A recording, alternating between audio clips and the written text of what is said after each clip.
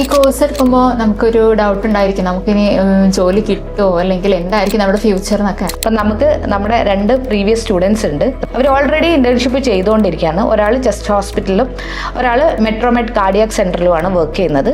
So അവരെ welcome ചെയ്യാം. Sithara and Rinisha.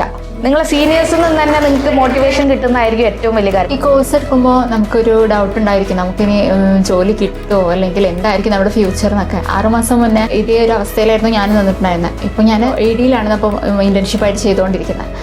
അപ്പം ആ സമയത്ത് നമ്മൾ ചെസ്റ്റിൽ ഉണ്ടാകുന്ന ഒരുവിധം കുട്ടികളൊക്കെ അഡ്മിനിസ്ട്രേറ്റീവ് ഡിപ്പാർട്ട്മെൻറ്റിലുള്ള ഒരുവിധം കുട്ടികളൊക്കെ നമ്മുടെ ഗ്ലോബലിൽ വന്നിട്ടുള്ളതാണ്. അപ്പോൾ 50K സാലറി ഉള്ള കുട്ടികളാണ്. അപ്പം നമ്മൾ നന്നായിട്ട് വർക്ക് ചെയ്യുക, നമുക്ക് പഠിച്ച് നല്ലൊരു ലെവലിൽ എത്തിയിട്ടുണ്ടെങ്കിൽ നമുക്കും പറ്റും. ഇപ്പോൾ അവിടെ പഠിച്ചിട്ട് ഞാൻ ക്ലാസ് കഴിയുന്നതിന് മുന്നേ ഞങ്ങൾ എല്ലാവരും ഇന്റേൺഷിപ്പിന് കയറിയത്. മെട്രോമെഡിലാണ് ഞാൻ കയറിയത്. മെയിൻ അവിടെ കാർഡിയോളജി ഡിപ്പാർട്ട്മെൻറ്റാണ് വരുന്നത്. അതേമാതിരി കമ്മ്യൂണിക്കേഷൻ ഭയങ്കര ഇമ്പോർട്ടൻ്റാണ്. PR ഒന്നാമത് കമ്മ്യൂണിക്കേഷൻ വേണം നമുക്ക്. We should speak in English. We should maintain our communication.